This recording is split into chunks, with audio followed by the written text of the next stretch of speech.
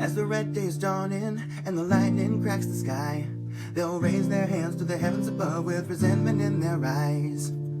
Hello, and welcome to my review of It, the novel by Stephen King. This is going to be Chapter 17, another one of the missing, The Death of Patrick Hockstetter. I had to practice that a few times before I got that right, but yes, that is the name of this chapter. In this chapter, we get a flashback, and this time we're with Beverly. This is almost exclusively a Beverly chapter, but we do get some characters at the end. So, this chapter was probably the most disturbing chapter yet, because there's just lots of extreme things in here, and we do get, as you might guess from the title, the death of Patrick Hockstetter. So we do start in the present, and then we flash back to the past, and when we join Beverly in the past, she is trying to find her friends down in the junkyard. She thinks she hears them, and she approaches this group of people that she hears, only to figure out that it is actually the group of boys, which include Henry Bowers, Belch Huggins, Patrick Hockstetter, and another boy who I apologize, I can't remember the name of at this moment. Beverly walks up and sees them, and she quickly ducks away and realizes that they haven't seen her, and she discovers to her amusement that these boys have gotten creative with some beans and some lighters, and they're creating their own special pyrotechnics. So up to this point in the chapter, the tone is sort of what I would describe as fascinatingly bizarre, but then things kind of take a turn when we learn some more information about Patrick, and something happens between Patrick and Henry Bowers. So we learn that Patrick is a very disturbed child who does not respect people's boundaries. We learn that in school, he is always going up behind girls and putting his hands all over their body without their consent. And the teachers know about this, but apparently they either don't think this is a big deal or they don't know how to deal with him and to stop him from doing this. So flash forward to when Patrick and Henry are together. Patrick tries to take things very far physically with Henry without his consent. And it gets to a point where Henry makes it very clear that he does not want to do the things that Patrick wants to do. And in this scene, we get this bizarre threat from Henry saying, if you tell anyone what just happened between us, I'm going to tell them about your refrigerator. And at first we don't really know what this is, but then it kind of goes into this other thing where we learn more and more disturbing things about Patrick's past. First thing is that when he was young, Patrick murdered his younger brother. He was 5 years old, and he murdered his baby brother because he didn't like the fact that his baby brother was stealing the attention of his parents. So he did murder him by choking him with a pillow. And then we get back to this refrigerator. Turns out the refrigerator is actually this little box outside the junkyard that Patrick likes to lock little animals in, and he gets this fascination from watching them die and watching them suffer. So combined with all that, we see that after the fact, when Patrick sees Henry's response to his advance, Patrick actually taunts Henry and says, hey, maybe I won't tell if you give me $1, and I'm going to tell people that you did this and you did that. So even in that scenario, Patrick just does not care. And even when he gets punched and knocked down and threatened by Henry, he's sitting there, and we kind of get this scene into his psyche where we learn that he really only cares about his own self-preservation. He doesn't really mind people lashing out at him and even hurting him unless he thinks that his own self-interest is at risk. So all of this, though very disturbing to read, does paint a picture that Patrick is very disturbed and he does not consider other people important at all. So flash forward again to when Beverly's in the junkyard. She's just witnessed Patrick assault Henry, and now he's just sort of sitting there after he's been punched by Henry.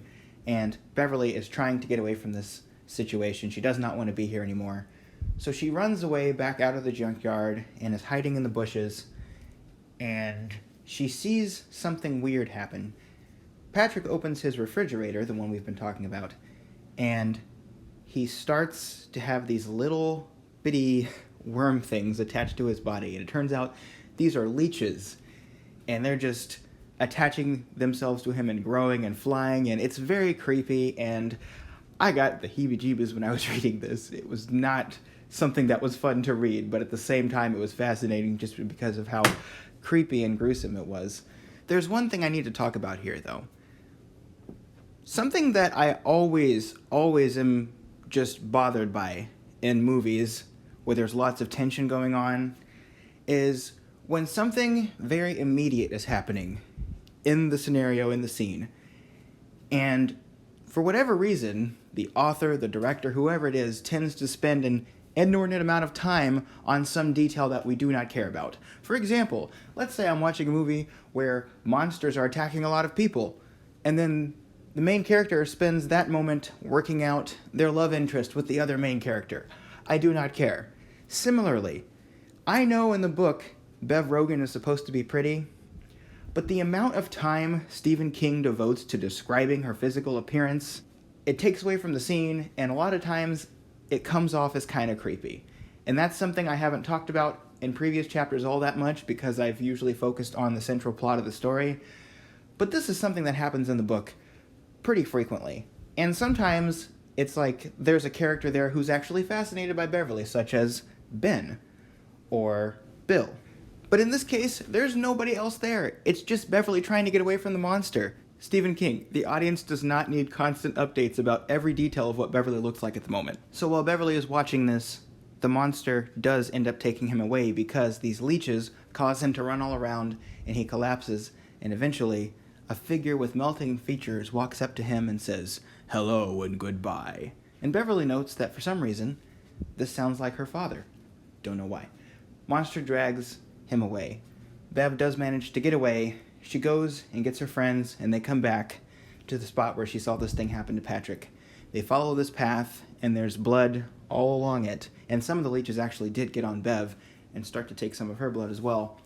And they find that the monster has dragged him all the way to one of the Morlock holes. The Morlock holes, if you recall, are those little pipes that are partially sealed.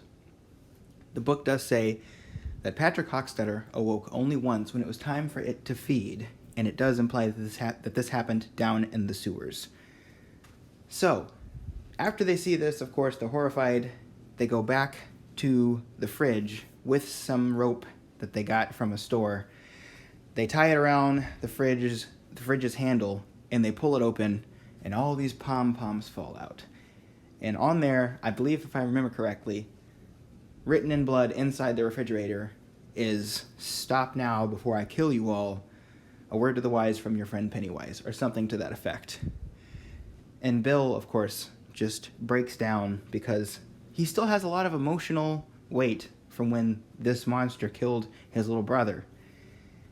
And he tells his friends, "I need you all to help me with this." And there's this sort of sweet moment where it's raining outside and it's thundering, and they're all standing together and they all just hug to comfort one another because they realize this situation has gotten even more serious than it was before, and it continues to get more and more serious, and there's nobody but them to stop the monster. And that's where the chapter ends. So overall, this chapter, pretty disturbing. A lot more disturbing stuff in the chapter, but it does seem to raise the stakes. And when we finally get the rest of the characters at the end of the chapter, I do like where they went with it. I do like this little moment they had at the end. And that's why I chose that little clip from Through the Fire and Flames by Dragon Force to play for you at the beginning. So, that one actually scared me a lot. I'm curious to see what happens next chapter. If you like this content, be sure to like this content because I will be making more of it. Thank you for watching. If you really want to see more videos of this kind, because I make them pretty frequently, you can subscribe. And I would love to hear from all the lovely people. What did you like about this chapter if you've read it? I do appreciate you guys not spoiling anything beyond the chapter that I'm on. I greatly appreciate that because I am reading through this thing blind the first time. Until the next time, thank y'all, and I will see you next time. Bye-bye.